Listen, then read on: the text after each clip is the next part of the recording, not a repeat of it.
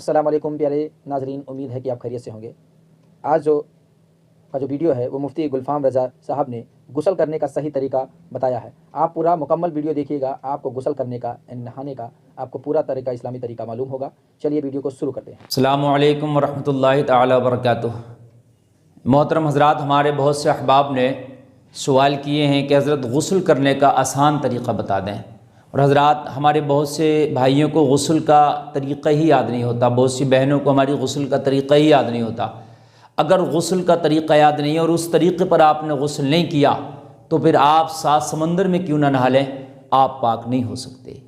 خاص خیال رکھیں کہ غسل میں 3 فرض ہیں حضرات، وہ 3 فرض جب تک کہ مکمل نہیں ہوں گے تب تک آپ کا غسل نہیں ہوگا۔ میں آپ کو غسل کا مکمل طریقہ بہت آسان لفظوں میں بتانا چاہوں گا تاکہ ہر بہن اور ہر بھائی کی یاد ہو جائے۔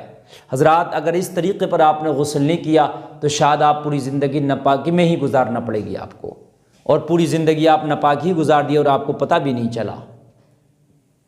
حضرات اگر آدمی پر غسل واجب ہو جائے، سمجھ رہے ہیں آپ، غسل واجب اگر ہو گیا اور انسان ناپاک ہو گیا، اب اس کو غسل کرنا ہے، تو سب سے آسان طریقہ میں آپ کو غسل کا بتاؤں کہ آپ غسل خانہ میں جائیں۔ تو غسل خانہ میں آپ اگر دروازہ بند ہے، اوپر سے چھت پٹی ہوئی ہے، تو آپ بنا کپڑا پہنے بھی نہا سکتے ہیں۔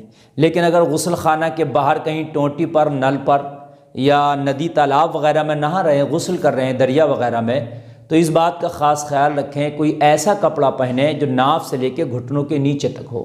کچھا یا انڈر ویئر پہن کر کے آپ غسل نہ کریں۔ اس طریقے سے غسل کریں گے تو آپ کا ستر عورت نظر آئے گا، یعنی گھٹنوں سے اوپر کا جو ستر ہے وہ کھلے گا تو وہ حرام ہے، اس چیز کا خاص خیال رکھیں۔ اور اگر بند نہ رہیں تو پھر آپ کوئی کپڑا نہیں بھی پہنے ہیں تب بھی کوئی قباحت نہیں ہے۔ ہاں، پچھم کی طرف کو پیٹھ یا منہ نہ کریں قبلے کی جانب۔ حضرات جب آپ نے غسل کرنا ہے تو سب سے پہلے تو آپ کے بدن پہ کہیں نجاست لگی ہے تو اسے دھل لیں۔ خاص کر نجاست ناف سے نیچے والے حصے پر لگی ہوتی ہے تو ناف سے لے کے نچلا جو حصہ ہے ناف سے نیچے کا پیر تک اس کو دھل لیں۔ اس کو دھلنے کے بعد اب آپ نے کیا کرنا ہے، اب آپ نماز جیسا وضو کرنا ہے، نماز کی طرح وضو کرنا ہے۔ آپ نماز کی طرح جب آپ وضو کر لیں، اس کے بعد آپ نے کیا کرنا ہے، آپ نے پورے بدن پہ پانی بہانا ہے، پورے بدن پر۔ جب پورے بدن پر پانی بہہ جائے تو آپ اچھے طریقے سے اپنے بدن کو مس لیں، صحیح طریقے سے، اور صحیح طریقے سے مسلنے کے بعد آپ اس کے بعد 3 بار داہنے مونڈھے سے پانی بہائیں، 3 بار بائیں مونڈھے سے پانی بہائیں، اور 3 بار اپنے سر سے پانی بہائیں۔ آپ یہ 3 بار آپ جب پانی بہا لیں گے تو پھر آپ کے پورے بدن پہ جب پانی بہہ جائے گا تو آپ کا غسل ہو جائے گا۔ اب میں آپ کو حضرات یہ بتلا دوں، یہ تو غسل ہو گیا، مگر غسل میں وہ ہونے والی جو ہے خرابیاں بتلا دوں، اور غسل میں وہ کرنے والی غلطیاں بتا دوں جس کو تقریباً 80% لوگ کرتے ہیں اور ان کو پتہ نہیں ہوتا کہ غسل میں ہم کیا غلطی کر رہے ہیں۔ حضرات اگر یہ غلطی آپ کرتے رہے تو آپ کا غسل نہیں ہوگا۔ دیکھیے غسل میں جیسے میں نے بتایا تھا 3 فرض ہیں، جب تک یہ مکمل طریقے سے ادا نہیں ہوں گے یہ 3 فرض، آپ کا غسل سرے سے ہو ہی نہیں سکتا۔ اب وہ غلطی بھی بتاؤں گا، پہلے فرض سن لیں۔ پہلا فرض ہے کلی کرنا۔ اگر آپ روزے سے نہیں ہیں تو غرارہ بھی کریں، اور اگر روزے سے ہیں تو آپ کو رخصت ہے، چھوٹ ہے، آپ جو ہے غرارہ نہیں کریں۔ لیکن اگر روزہ نہیں ہے تو آپ غرارہ کریں گے۔ کلی کرنا یہ پہلا فرض۔ غسل کا دوسرا فرض ہے ناک کی نرم ہڈی تک پانی چڑھانا۔ تو ناک کی نرم ہڈی تک آپ نے پانی چڑھانا ہے لازمی طور پر، ٹھیک، یہ دوسرا فرض ہو گیا۔ اب یہ دونوں فرض تو آپ کے وضو میں ہی ادا ہو جائیں گے۔ جب آپ نماز جیسا وضو کریں گے غسل سے پہلے تو ناک میں پانی بھی چلا جائے گا اور کلی بھی ہو جائے گی، ٹھیک ہے، تو یہ 2 تو ہو گئے۔ اب تیسرا جو فرض ہے وہ ہے پورے بدن پہ پانی بہانا۔ بال کے برابر بھی کوئی جگہ ایسی خشک نہ رہ جائے آپ کے جسم پہ کہ آپ کے بدن پہ پانی جو بہنے سے رہ جائے، یعنی بال کے برابر بھی کوئی خشک جگہ آپ کے بدن پہ ایسی نہ رہے جہاں پانی نہ بہہ جائے۔ اگر بال کے برابر بھی ایسی جگہ رہ گئی جہاں پانی نہیں پہنچ پایا، نہیں بہا، تو پھر آپ کا غسل نہیں ہوگا۔